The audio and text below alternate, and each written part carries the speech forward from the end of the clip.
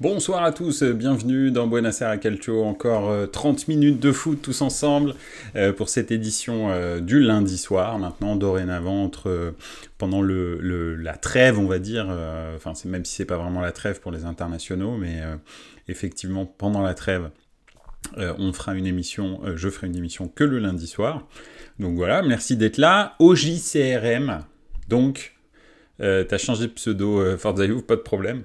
Donc voilà, je comprends, hein, avec Allegri, ça doit pas être facile tous les jours à porter. Donc voilà, non, c'est une petite blague. Hein. On se chambre entre Milanisti et Juventini, c'est normal. Donc voilà. En tous les cas, ça me fait plaisir que vous soyez là, dans le chat. Et ce soir, on va aborder un petit peu la valse des entraîneurs déjà.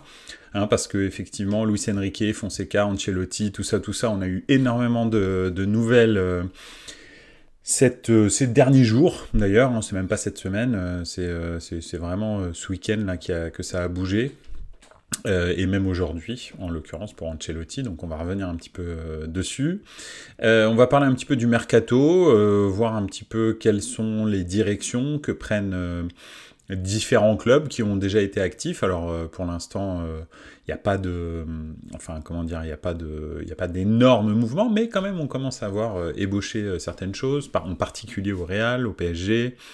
Au Bayern aussi dans une certaine mesure, donc voilà. Et puis enfin on va faire un petit point Ballon d'Or parce que je voulais j'aime pas trop le Ballon d'Or, mais je voulais en parler parce qu'il y a peut-être des gens qui pensent que Erling Haaland va être Ballon d'Or, et donc je vais essayer de donner mon avis là-dessus, donc voilà. Voilà, bah écoutez, on va commencer tout simplement par la valse des entraîneurs.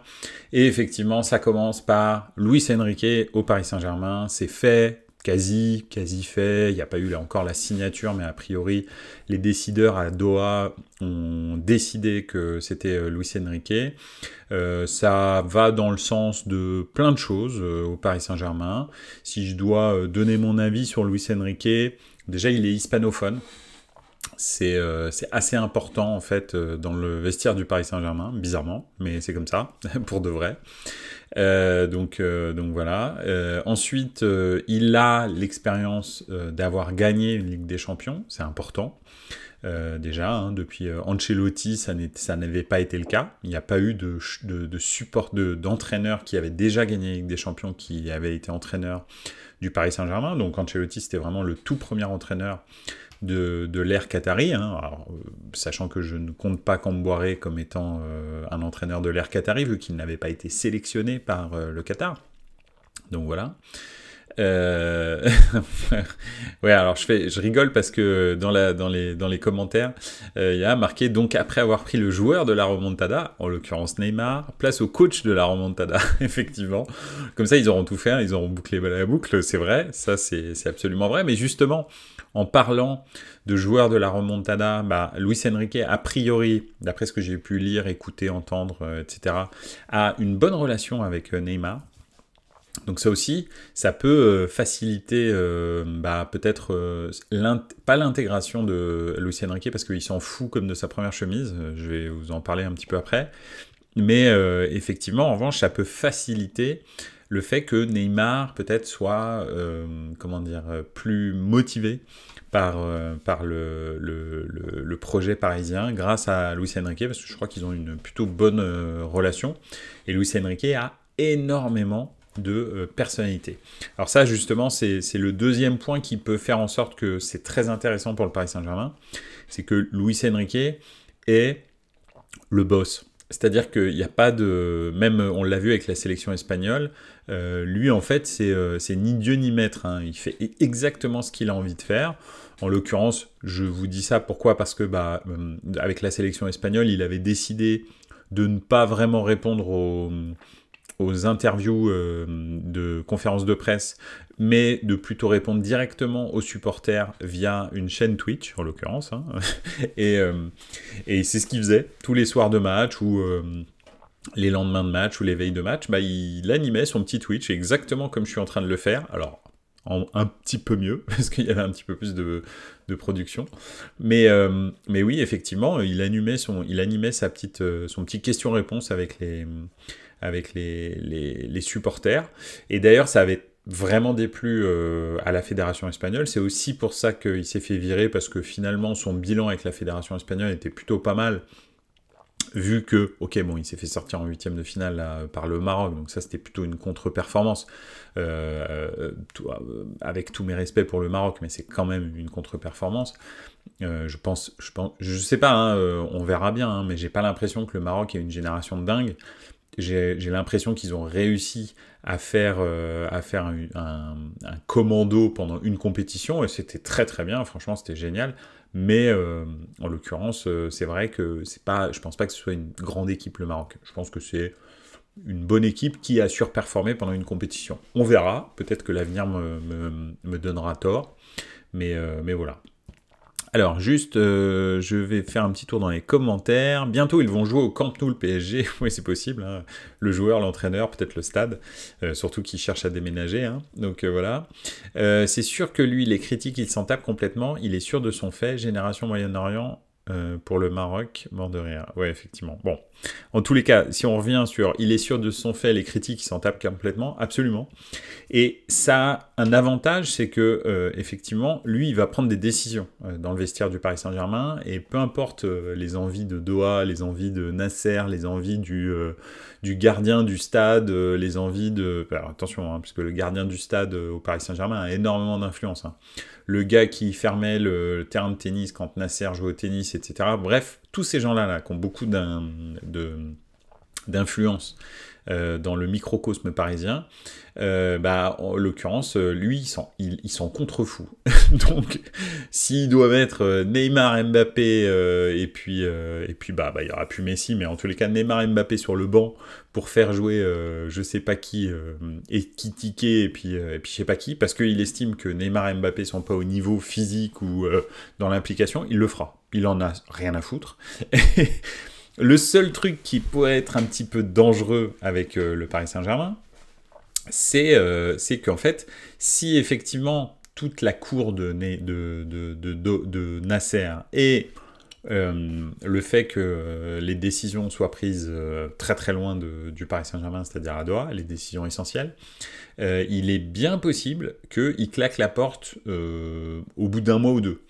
Si déjà le mercato se passe pas comme prévu, parce que lui, il a quand même des idées de jeu assez, pas arrêtées, mais très précises sur ce qu'il veut faire et ce qu'il veut pas faire, sachant que c'est pas vraiment un dogmatique non plus, Enrique, mais il aime le jeu de possession, ça c'est sûr. Après, en même temps, avec l'Espagne, moi j'ai tensé plusieurs fois l'Espagne de Luis Enrique, ici à dire que c'était vraiment une équipe là c'était ultra soporifique, mais en même temps ils ne pouvaient pas faire grand chose parce que devant, en Espagne, il n'y a absolument aucun talent, il y a zéro talent, mais que dalle. Au milieu de terrain, il y a 2-3 tripoteurs de ballon, derrière, ils ont été obligés de faire du recyclage avec Laporte et Lenormand, donc ça veut donc dire qu'il n'y a pas grand chose.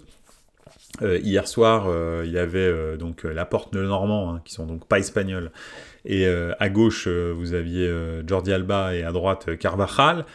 Donc on peut considérer que c'est pas non plus une génération dorée qu'il y a à l'heure actuelle à l'Espagne, parce que ça veut dire que vous avez une charnière centrale où il y a des gars qui étaient titulaires en 2008, et 2 personnes qui sont même pas espagnoles, et au milieu de terrain encore, ça va, il y avait que des espagnols, et devant, vous avez vraiment vraiment des joueurs lambda, quoi, enfin, je veux dire, et c'est pour ça que l'Espagne avait cette espèce de jeu de possession un petit peu stérile. Le Paris Saint-Germain, c'est pas du tout ça. Quand vous avez Mbappé dans votre équipe, le jeu de Luis Enrique avec Mbappé dans l'équipe, ça peut être déjà dévastateur, et probablement que s'il rajoute les Kolo Muani, les Neymar en forme peut-être, va savoir, en tous les cas en forme au moins 2 semaines, peut-être 3 semaines dans la saison, on sait jamais, et puis si elles sont bien placées comme lorsqu'ils avaient fait le Final 8, on sait jamais, tu peux gagner une Ligue des Champions avec Neymar, s'il est en forme les 3 semaines où ça compte. Donc voilà. Mais il va jouer comment selon toi, en 4-3-3 ou autre? Alors, lui, c'est vrai qu'il a un espèce de 4-3-3, pas immuable, mais presque, c'est-à-dire il a beaucoup joué comme ça. Mais déjà, je pense qu'il va s'adapter. parce que l'effectif du Paris Saint-Germain n'est pas forcément bâti pour un 4-3-3, parce que ça voudrait dire que vous avez trois offensifs qui peuvent être remplacés et qui sont performants, c'est-à-dire les trois remplaçants des trois de devant, bah, en fait il n'y en a pas vraiment. Neymar sur un côté, c'est pas terrible. Mbappé sur un côté, il aime de moins en moins. Et bah, il n'y a pas vraiment de numéro 9. Donc c'est clair. Donc pour l'instant, on va dire qu'avec l'effectif du Paris Saint-Germain, bah, en fait, tu peux pas vraiment faire un 4-3-3. Sauf si, je sais pas, hein, il récupère Icardi et que Icardi crève l'écran avec le Paris Saint-Germain, avec Luis Enrique. C'est très possible. Mais sinon, effectivement, je pense pas qu'il ait l'effectif pour faire un 4-3-3. Pareil, 3 milieux de terrain performants complémentaires avec des remplaçants, je pense pas qu'il les ait. Donc c'est pour ça que effectivement, a priori, je pense que Mbappé va être proche d'un numéro 9, d'un attaquant, qui va être celui qu'ils réussiront à recruter. Probablement que derrière lui, bah, si Verratti s'en va comme prévu, on verra, mais si Verratti s'en va, il est possible qu'il y ait, je sais pas, Oliveira en espèce de sentinelle, et puis ensuite les milieux relayeurs, c'est quand même pas génial au Paris Saint-Germain. Hein. Peut-être que Fabian Ruiz va se révéler avec Luis Enrique, mais sinon après, c'est pas non plus fantastique. Alors, il y aura toujours Neymar, bien entendu, hein, dans ce milieu, mais c'est pour ça que peut-être qu'en fait, un 4-2-3-1 serait peut-être... Enfin, je sais pas. Ouais, c'est possible qu'un 4-2-3-1 soit peut-être plus adapté, ou même un 4-4-2, peut-être. Un 4-4-2 avec un Mbappé attaquant. Le problème, c'est toujours Neymar sur un côté, c'est très compliqué. Ouais, alors, à moins qu'il joue en 3-5-2, comme tu le dis, avec Neymar Mbappé devant. Ça, c'est possible. Hein. Ils peuvent faire ça et avec un milieu ultra resserré derrière, enfin très défensif derrière Mbappé et Neymar, avec deux pistons, donc Nuno Mendes et Hakimi, et puis trois défenseurs centraux. Mais même les trois défenseurs centraux, ils n'ont pas les remplaçants pour faire jouer, parce que en plus Ramos est parti. Kipembe, bon, on ne sait pas trop comment est-ce qu'il va revenir. Ok, il y a Marquinhos, mais après, les défenseurs remplaçants, c'est pas terrible. En fait, le gros problème du Paris Saint-Germain, c'est aussi le banc. Hein, c'est qu'il y a absolument aucun remplaçant, et peu importe le système que tu veux utiliser, tu sais que tu pourras pas l'utiliser pendant 50-60 matchs par saison. Et c'est ça l'objectif, c'est de jouer 50 ou 60 matchs par saison, c'est-à-dire d'aller en finale de coupe, d'aller en finale de Ligue des Champions, et de jouer le titre jusqu'à la dernière journée. Donc, et voilà, je ne sais pas exactement comment ils vont faire, et je pense que ça dépendra vraiment du recrutement. Donc voilà. Bon, on verra en tous les cas. Mais Luis Enrique, je pense que c'est une bonne chose, mais ça peut péter à n'importe quel moment. Pourquoi ? Parce que effectivement, ouais, une saison avec un euro, c'est vrai, mais bon, je pense que Paris s'en fout. C'est la dernière saison d'Mbappé, à mon avis, ils vont les cramer, euro, pas euro. Là, c'est le all-in, en fait, du projet Paris Saint-Germain, je pense, cette saison. Cette saison, c'est un peu le all-in du projet Paris Saint-Germain. C'est soit tu gagnes maintenant, soit tu gagneras plus jamais. Donc voilà. Mais bon, après, c'est ce que j'en pense. Hein. Mais on verra bien. Enrique, donc oui, effectivement, je pense que ça peut être pas mal, ça peut être bien, mais il peut aussi péter un plomb et se barrer au bout d'un mois ou deux. Vraiment, c'est pas un truc à éluder. Hein. C'est quelqu'un qui a énormément de caractère, et si ça va pas dans son sens, à un moment, il va se barrer, je pense. Donc on verra, et ça, ce serait vraiment catastrophique pour l'image du Paris Saint-Germain, parce que derrière, va retrouver un coach qui n'est pas, je sais pas, l'entraîneur de Lorient, quoi. Donc voilà, ça va être compliqué. Parlons un petit peu de l'OM. Faut que Nasser n'empiète pas sur le sportif et qu'il soit manager à la Wenger, Luis Enrique. Alors, que Nasser n'empiète pas sur le sportif, ça c'est sûr, puisque vraiment, il y comprend strictement rien. D'ailleurs, il comprend pas grand-chose à un club de foot. Ce serait déjà bien qu'il fasse autre chose, c'est-à-dire qu'il se remette à son job de base, c'est-à-dire le tennis. Ce serait fantastique. Peut-être qu'en tennis, s'il connaît un peu mieux, je sais pas, mais en tous les cas, il était joueur pro quand même. Donc, va faire du tennis. laisse le football, voilà, ou alors soit juste un président représentant, on va dire, un petit peu de représentation, mais pas du tout un président qui prend des décisions. Laisse ça aux vrais sportifs, aux vrais footballeurs. Donc voilà, c'est tout, quoi. C'est ça que je pense. Après, Luis Enrique, en tant que directeur sportif, je suis pas sûr parce que, enfin, en tant que manager à l'anglaise, je suis pas sûr parce que dans les grands clubs, et moi, je suis absolument d'accord, je l'ai encore entendu hier soir, je crois. Dans les grands clubs, pour moi, la direction sportive, elle doit être indépendante de l'entraîneur. Pourquoi ? Parce que les entraîneurs dans les grands clubs, ils tournent trop. Ça va trop vite, en fait. Ce qui fait que si c'est l'entraîneur qui fait les recrutements, etc., des entraîneurs, comme tu dis, comme Wenger au JCRM, il y en a, mais très peu, des entraîneurs qui restent plus de 20 ans dans leur poste, des Ferguson, des Wenger, je sais pas... Qu'est-ce qu'on peut citer encore ? Enfin, il y en a très très peu. Hein. En réalité, ok, bon, à Nantes, on va citer Coco Suodo ou des trucs comme ça, mais c'est super, ou Guiraud, mais c'est super rare. Ce qui fait qu'en fait, quand un entraîneur fait le recrutement, on regarde Rudy Garcia, par exemple, à l'OM, hein, vu que je sais que tu as un œil particulier sur l'OM, Rudy Garcia à l'OM, ses recrutements un petit peu n'importe comment, là, où il avait demandé... comment il s'appelait ce joueur hollandais là, qui venait de la Roma. Ah là là, j'ai perdu son nom. Bon bref, ils l'ont traîné comme un Strootman. Voilà, merci.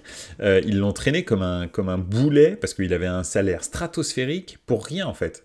Je pense que les recrutements doivent se faire en accord, on va dire, avec un projet sportif de l'entraîneur, mais il faut que ce soit les clubs qui les recrutent. Pourquoi ? Parce que ça reste des joueurs du club. L'entraîneur, il va partir un jour, et il ne faut pas que le joueur se dise « Ah ouais, mais moi j'ai été recruté par... je sais pas, je pense... » C'est typiquement les recrutements du style M. Villa à Saint-Etienne par l'ancien adjoint de Laurent Blanc, Gasset. Ces joueurs-là, en fait, sont venus pour Gasset. Dès que Gasset s'en va, bah, en fait, ils se disent « Mais qu'est-ce que je fous là, en fait ?» Et c'est ça le gros souci. C'est pour ça que dans les grands clubs comme le Real, comme le Barça, comme, je sais pas, bah, en l'occurrence, bon, Manchester City, c'est un petit peu particulier, mais à cause de Guardiola. Mais je sais pas, même... Je vais prendre l'Inter, par exemple, ou des choses comme ça. C'est pas Simone Inzaghi qui décide des recrutements. C'est pas ça. C'est la direction sportive qui décide des recrutements en fonction du jeu que pourrait être amené à produire Simone Inzaghi et la direction sportive qui veulent prendre à 3 à 5 ans. Et c'est ça le truc en fait. Tu peux pas avoir une vision à court-termiste et te dire bon bah je vais laisser mon entraîneur être manager et tout, mais dans 6 mois tu peux le virer parce qu'il fait 3 défaites. Donc derrière tous ces joueurs là qu'il a recrutés pour on sait pas trop quoi, en fait c'est mort quoi. Donc voilà un petit peu pourquoi moi je suis pas trop pour, surtout dans les grands clubs. Dans les petits clubs encore c'est différent parce que dans les petits clubs, les entraîneurs ont tendance à rester un petit peu plus longtemps. D'accord, tu as quand même beaucoup moins de pression à Lorient. Je prends Lorient, mais je pourrais prendre n'importe quel club, style Reims, un truc comme ça. Tant que t'es pas relégué, généralement ils te laissent là et tu peux rester une bonne dizaine d'années comme ça. On peut prendre Gourcuff par exemple, à Lorient, qui n'a jamais bougé pendant un certain temps parce qu'il y a peu de pression en fait. Il n'y a pas grand-chose, on t'attend pas sur des résultats ou d'autres. Donc là, peut-être que tu peux lui donner un petit peu plus de latitude sur la direction sportive. Mais dans les grands clubs, ça tourne, tu le sais. Hein, je veux dire, regarde Nagelsmann, hein, 2 défaites, le gars il se fait dégager. Hein. Donc voilà, c'est un petit peu compliqué. À Sion, la durée de vie d'un coach n'est que de 2 semaines. Absolument. Donc imagine, tu les laisses prendre des décisions sportives à Sion. Tu peux pas. Donc voilà.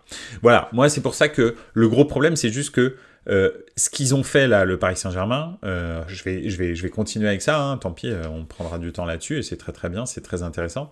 Ce qu'ils ont fait le Paris Saint-Germain, c'est commencer le recrutement avant même de connaître l'identité de l'entraîneur. Donc, il y a une limite entre je donne les clés du sportif 100% à un entraîneur et je le nomme manager général, et en même temps, je recrute un entraîneur après avoir fait déjà 3-4 recrutements majeurs, hein, parce que les Asensio, le joueur du Sporting Portugal, etc., c'est des joueurs qui vont être déterminants dans le futur du projet de jeu du Paris Saint-Germain, et ils n'ont pas attendu d'avoir l'entraîneur pour savoir quel est le type de jeu. Ugarte, oui.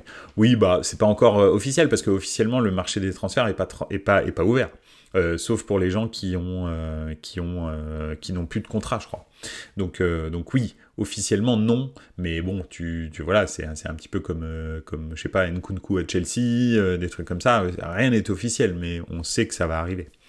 Donc voilà, donc c'est ça qui est un petit peu compliqué, moi je trouve. Alors, il faut quand même que quand tu veux orienter ton recrutement, tu vois avec ton entraîneur pour savoir si au milieu de terrain il va jouer à 2 ou à 3, à 4, si il a besoin de quelqu'un qui récupère beaucoup des ballons, un box-to-box, quelqu'un qui reste plutôt à sa place, je sais pas, des milieux offensifs qui sont plutôt faux pieds, qui centrent plutôt, est-ce qu'il veut un numéro 9 qui est un joueur de surface, est-ce qu'il veut un 9,5, etc. Bref, il y a plein de choses que tu peux lui demander avant de commencer à te lancer dans le marché des transferts. Et là, Paris, encore une fois, pour une énième fois, a une politique sportive qui est complètement à l'envers.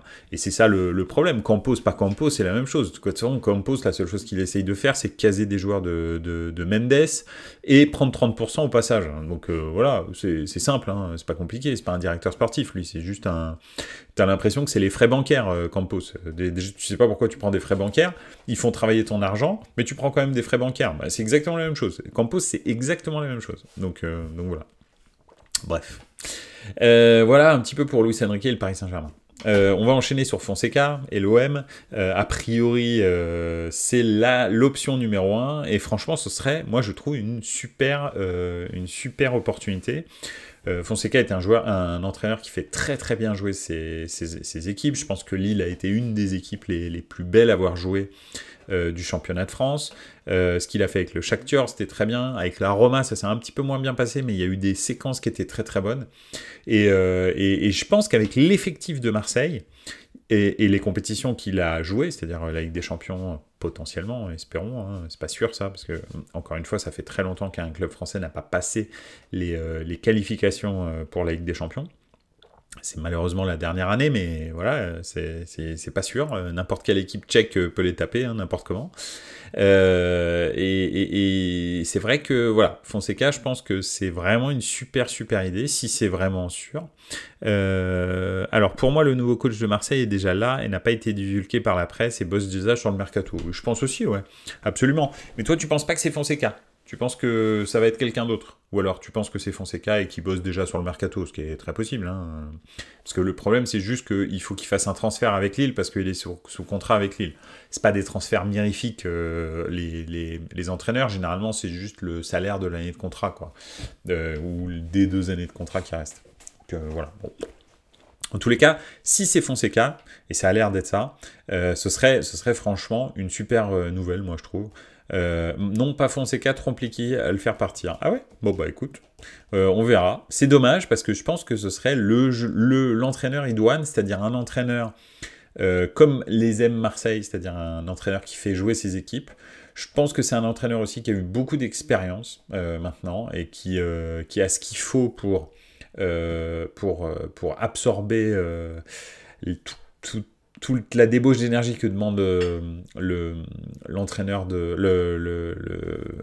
l'OM, pardon. Et donc voilà, donc je pense qu'en plus on s'amuserait beaucoup à avoir l'OM de Fonseca. Ça parle beaucoup de Marcelinho aujourd'hui. Oui, c'est vrai. Mais... Alors c'est les deux têtes de gondole. Effectivement, Marcelinho, ils ont des très bons rapports avec le président de l'OM. J'ai un problème avec les noms ce soir. Désolé, mais vous voyez à peu près de qui je parle. Donc voilà. Ils ont de très avec Longoria, voilà, merci.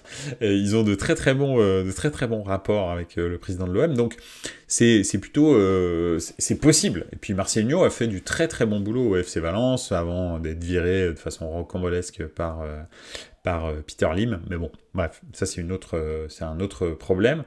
Donc oui, je pense que Marcelinho serait pas mal, mais moi je suis plus emballé par Fonseca et son jeu très enlevé. Donc voilà, vraiment c'est un truc qui me plairait beaucoup. On verra bien, mais ce serait bien que ça arrive assez tôt là, dans l'intersaison, courant du mois de juin en tous les cas, pour qu'il ait le temps de bien vivre la préparation, d'avoir peut-être aussi sa patte sur le recrutement un petit peu. Pareil, alors encore une fois, hein, Longoria fait très bien son travail. Il faut juste qu'il sache avec quel entraîneur travailler. Donc lui, il n'y a rien à lui demander. Il connaît le football, il sait exactement, ce qu'il faut, à quel entraîneur, etc. Ça, en tous les cas, t'en es sûr avec lui. C'est vraiment un magicien, hein, El Mago, comme on l'appelle. Donc voilà, franchement, ce serait top. Fonseca ou Marcelinho. En tous les cas, si c'est l'un ou l'autre, je pense que Marseille est bien barré dans cette saison. Donc c'est plutôt pas mal. Et enfin, on va revenir sur la petite nouvelle Ancelotti. Ancelotti donc a signé a priori un contrat avec le Brésil. Je reviens tout de suite à ton hors-sujet après au CRM. Ancelotti a signé un contrat avec l'équipe nationale du Brésil pour 2024. Donc il va terminer son année de contrat peut-être au Real, hein, parce que au Real tu sais que tu es sur un siège éjectable, hein, tout est possible. Et ensuite, il ira entraîner la Seleção. Donc, franchement, une fin en apothéose pour Ancelotti s'il devient sélectionneur du Brésil. C'est extraordinaire quand même. Donc voilà, franchement, je pense que c'est bien que ça se termine comme ça. S'il arrive à terminer sa carrière au Real, d'entraîneur de club, et ensuite de terminer sa carrière d'entraîneur tout court avec le Brésil, honnêtement, je pense qu'on peut considérer que c'est le meilleur entraîneur de tous les temps, honnêtement. Et s'il nous gagne un petit truc avec le Real avant de partir, et s'il gagne un truc avec le Brésil, je pense que là, il met un point final, c'est la petite cerise sur le gâteau. Carleto devient officiellement le meilleur entraîneur de tous les temps, je pense. Enfin, je vois pas qui pourrait discuter ça, ça me semble un petit peu bizarre. Je me permets un petit hors-sujet, le cas Courtois en Belgique, un avis si tu connais l'histoire. Non, alors je connais pas l'histoire. Alors ouais, comme je te l'ai dit, je suis très très peu le football international.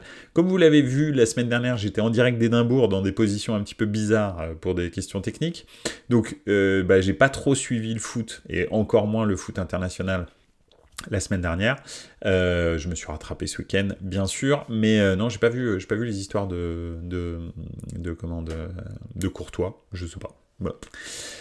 Courtois, de toute façon, lui, il a un certain talent pour ça, donc voilà. Je suis hypé par ça, pourtant pas fan du Brésil, mais hâte de voir ça. Ancelotti avec les stars du Brésil, ça peut faire un truc de fou. Effectivement, je pense qu'il peut vraiment les mobiliser autour d'un projet de dingue. Après, Ancelotti, c'est quelqu'un qui a d'habitude ses équipes 7 jours sur 7 avec lui, et qui infuse dans le groupe pour leur donner confiance, pour les mettre dans les meilleures conditions pour qu'ils jouent. Là, quand tu les as 8-10 fois par an, sur des périodes très très courtes, 3 ou 4 fois par an, c'est compliqué. Je sais pas dans quelle mesure il va réussir à instiller et instiller son calme, sa sérénité, sa confiance, etc. à cette équipe du Brésil. Faut voir. Mais en tous les cas, franchement, c'est triste pour le Brésil, hein, je l'avais déjà dit ici, parce que c'est quand même bizarre qu'un pays de foot comme ça n'arrive pas à trouver un sélectionneur. Et en même temps, c'est top, parce que j'ai envie de voir, effectivement, comme toi, ce que va donner le Brésil et tous ces talents offensifs avec Ancelotti. Alors, il faut aussi savoir quand même que Ancelotti n'a jamais été un entraîneur considéré comme un entraîneur offensif, hein. C'est un entraîneur pragmatique, lui. Il joue avec ce qu'il a, et on verra bien ce que ça donne. Mais il aime beaucoup l'équilibre dans ses équipes. Il y a jamais, c'est pas des équipes en déséquilibre, les équipes d'Ancelotti. C'est des équipes qui maîtrisent la situation, généralement. Donc, voilà. Thibaut Courtois est dans la tourmente alors que le portier du Real Madrid a quitté le rassemblement de la Belgique. Le gardien belge n'aurait pas accepté la décision de son entraîneur de donner le brassard de capitaine à Romelu Lukaku en l'absence de Kevin De Bruyne. Ah ok, ouais, bon, alors ça c'est des... Alors, de toute façon, la sélection belge, je vais te dire, entre l'histoire Courtois-De Bruyne et les femmes volées, bref, c'est un petit peu... Il y a vraiment des ambiances cheloues dans cette équipe de Belgique, c'est aussi pour ça qu'ils n'ont rien gagné finalement.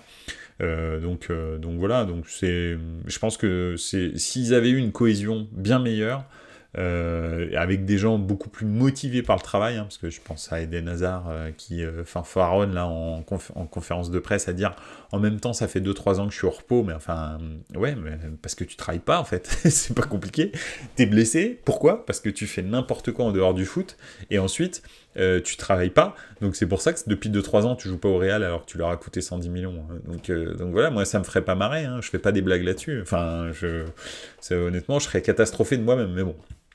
Ouais, dommage, belle nation qui s'aborde elle-même. Le problème, c'est qu'ils ont raté vraiment la fenêtre. Hein. Ils avaient une génération pour tout gagner en 5, 6, 7 ans. Et résultat, ils n'ont rien gagné. Tout ce qu'ils ont gagné, c'est le Grand Prix du Somme. C'est un peu dommage, quoi.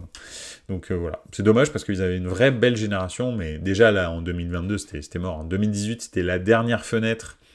Ils auraient certainement dû battre la France, et finalement il avait raison sur l'ensemble du match, mais ça change pas que ils ont pas gagné. donc voilà quoi. Donc effectivement c'est dommage. Voilà un petit peu pour Ancelotti. Alors on va terminer gentiment avec le mercato pour l'instant. Donc effectivement, ce qui agite le mercato, c'est est-ce que Kylian Mbappé restera au Paris Saint-Germain? Je pense que c'est une non-question. Kylian Mbappé a trop à gagner financièrement à rester au Paris Saint-Germain. Il faut pas oublier je crois qu'il a un salaire de 80 millions d'euros par an, tout compris, prime de je sais pas quoi, etc. Donc voilà, la seule chose qu'il a fait, c'est signifier par courrier qu'il n'allait pas utiliser la 3e année optionnelle qu'il avait dans son contrat. Bon, voilà, rien de spécial.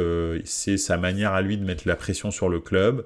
Je pense que c'est pour ça que je disais que c'était un peu la dernière fenêtre de tir possible pour le Paris Saint-Germain. C'est soit il gagne la Ligue des Champions cette année avec Kylian Mbappé, et là, peut-être que Kylian repartira peut-être sur un nouveau cycle avec le Paris Saint-Germain en se disant bon j'arrive à gagner avec le Paris Saint-Germain et effectivement donc on y va, je reste là, ce sera mon club de cœur jusqu'à la fin de ma carrière, Ou alors, il se repasse la même chose qui s'est passé toutes les années précédentes, c'est-à-dire c'est une gabegie absolue, et alors, et à ce moment-là, il s'en ira à la fin de son contrat gratuitement, il signera où il voudra, à Manchester United, au Real, au Barça, je sais pas où, à Manchester City, à l'OM. Voilà, on verra bien. Bien sûr, je rigole avec City et l'OM, mais donc voilà. Donc effectivement, je pense que c'est normal. Si j'avais été à sa place dans la situation actuelle, j'aurais fait exactement la même chose. Il a 2 ans de contrat, il va pas partir l'année précédant l'Euro. Alors lui il risque pas sa sélection, hein, mais c'est vrai que si tu peux être un peu tranquille dans tes habitudes, etc., c'est pas plus mal. Donc voilà, donc moi je trouve que c'est une décision normale, et Paris, ça leur met une pression énorme pour absolument être performant dans le recrutement, dans l'entraîneur, etc., les performances cette année, parce que sinon derrière, voilà, il n'y a plus rien, ils perdent l'argent de Mbappé, et c'est fini en fait, enfin c'est pas fini, mais en tous les cas, je pense que le projet, ils auront plus jamais une superstar au Paris Saint-Germain. Donc voilà, je pense pas. Tous en Arabie Saoudite, le mercato. Ouais, l'Arabie Saoudite, ils font les fonds de tiroir de tous les vieux qui jouent plus trop. Bon, c'est pas non plus... ça casse pas 3 pattes à un canard, pour l'instant. Est-ce qu'un jour, ils en feront une vraie ligue? Moi, je suis pas sûr. Je suis pas sûr pour plein de raisons, mais bref, on verra bien. On verra. Surtout, personne ne va bouger pour Mbappé, le club peut l'avoir gratuit, qui va être assez bête pour le prendre maintenant. Alors, je cite très fréquemment cette phrase de Florentino Pérez, mais c'est important de l'avoir en tête parce que c'est réel. Un jour, Valdano, donc je vous l'ai déjà dit dans Buonasera Calcio, mais c'est très intéressant.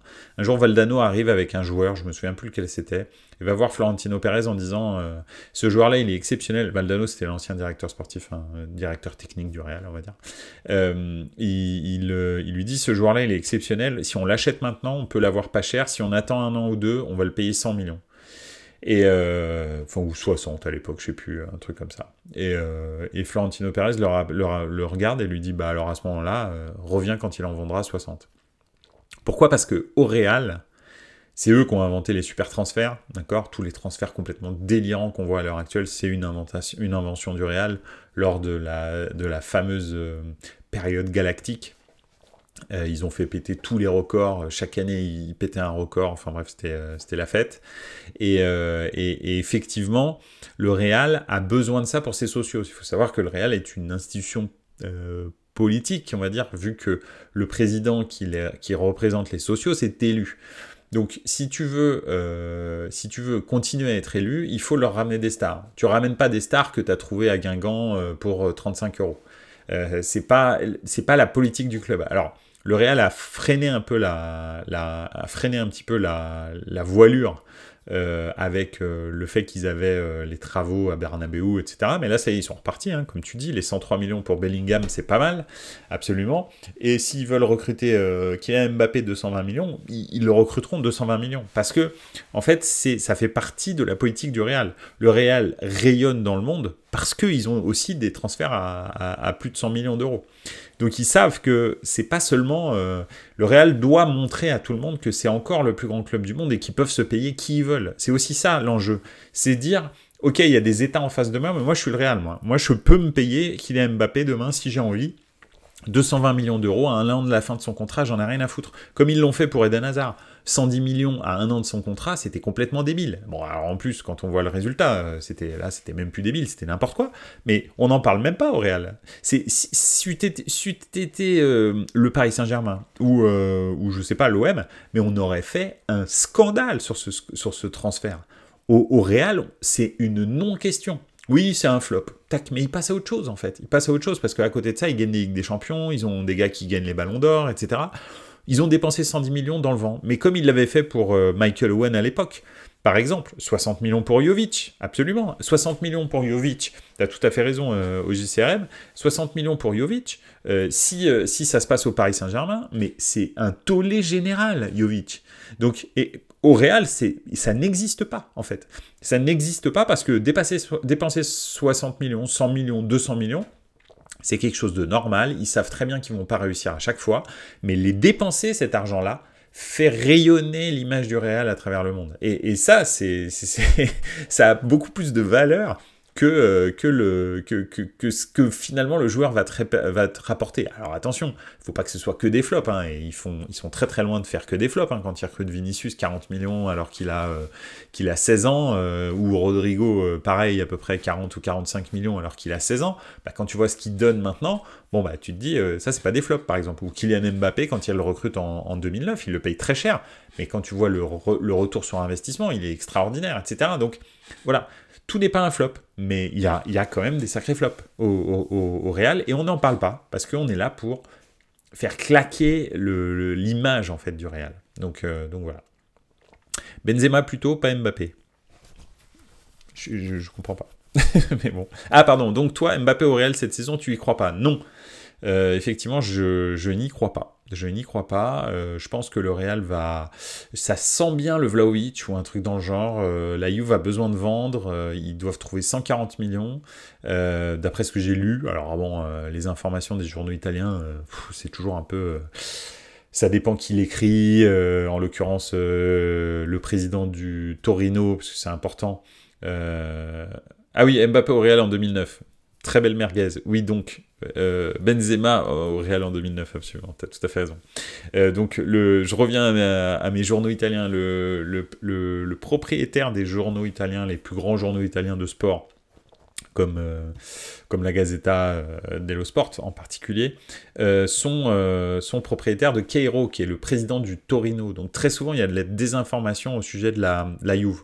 Exactement comme dans Tuttosport, qui est lui un espèce de fanzine de la Juve, il y a de la désinformation dans la Juve, au sujet de la Juve. Donc c'est un petit peu compliqué d'avoir des vraies informations dans les journaux italiens sur la Juve, parce qu'il y a deux courants qui s'opposent. C'est soit des gens qui racontent n'importe quoi pour aller dans le sens de la Juve, comme Tuttosport, ou soit des gens qui essayent de détruire un peu la Juve, comme tous les journaux et magazines de Queiro. Donc voilà. Et des fois, Queiro, ce qui est marrant, c'est qu'il utilise, parce qu'il est aussi propriétaire de Marca en Espagne, et il utilise Marca en Espagne pour dire des choses négatives sur la Juve en Italie, en se disant, vu que je passe par Marca, les gens vont pas se dire que c'est parce que c'est un journal italien qui essaye d'en vouloir à la Juve.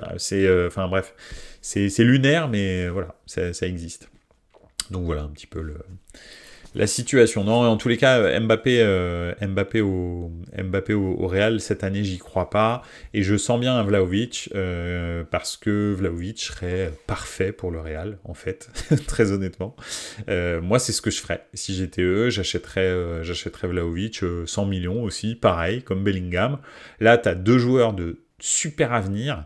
et tu as un super milieu de terrain, un super numéro 9, tu as dépensé 200 millions comme si tu avais acheté Mbappé, pardon, et en l'occurrence, tu as deux joueurs qui viennent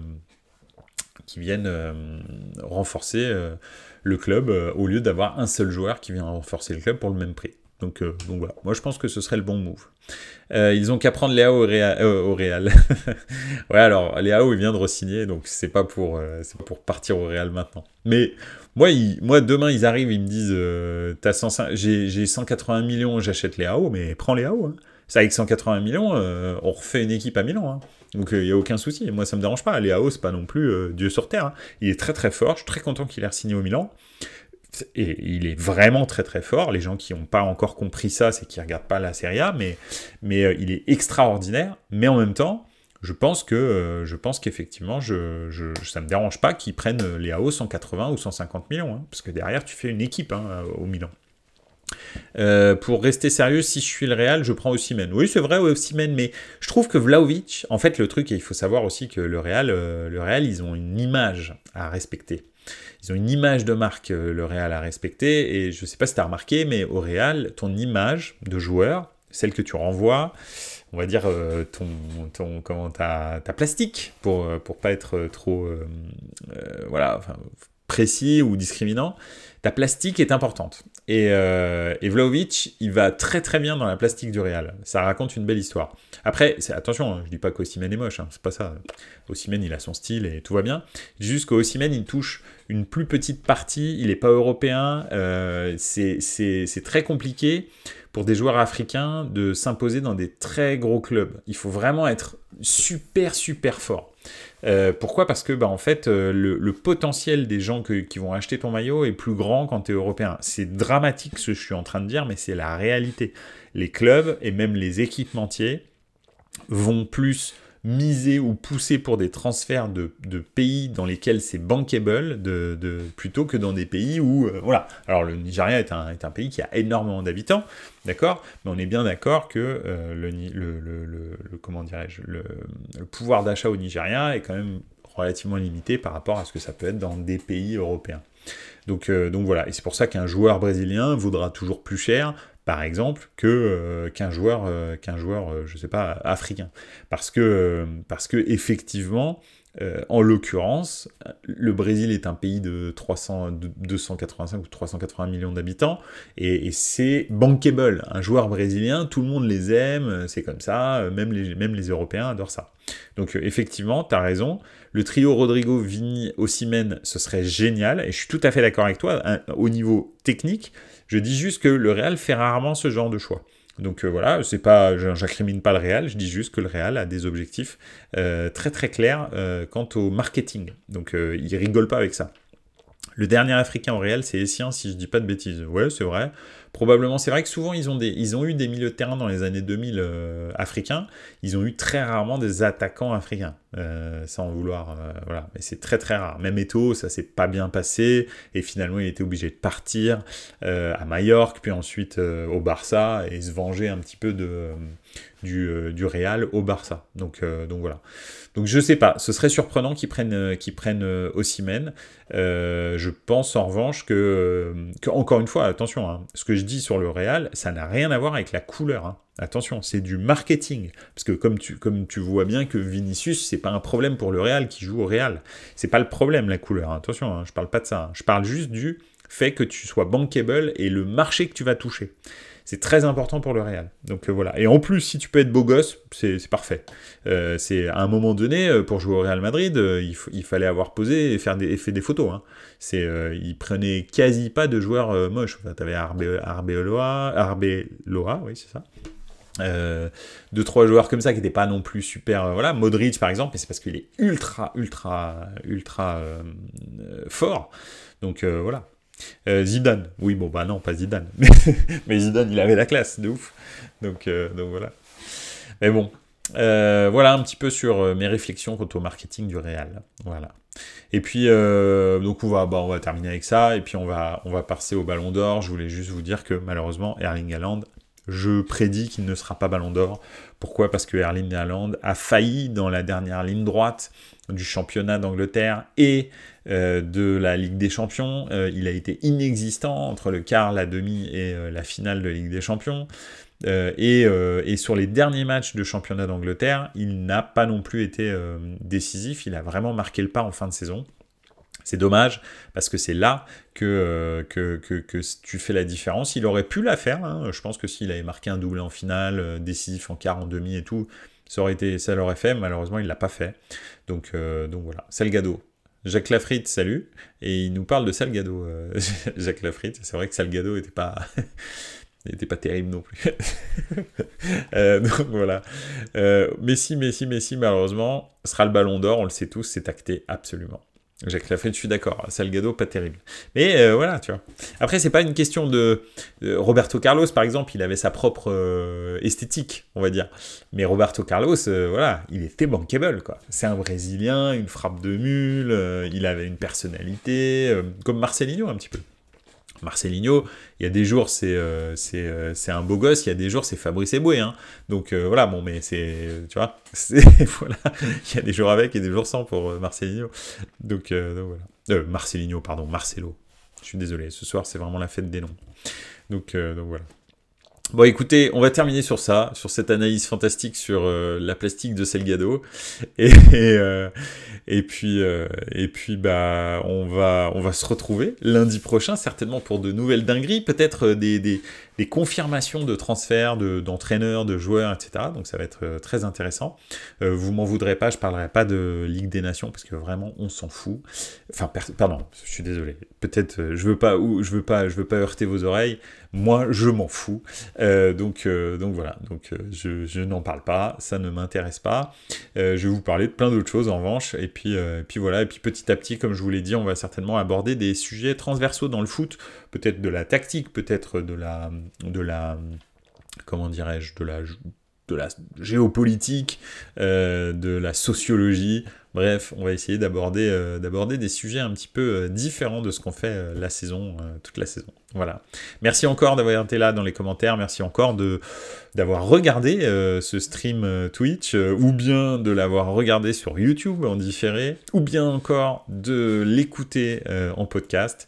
Merci bien. N'oubliez pas, vous pouvez me retrouver sur Apple Podcast, sur toutes les plateformes de streaming, et puis bien sûr sur les réseaux sociaux, Twitter et Instagram. N'hésitez pas à me contacter si justement vous voulez aborder un sujet en particulier. Voilà, merci beaucoup, et puis à très bientôt, à lundi. Ciao les gars, ciao.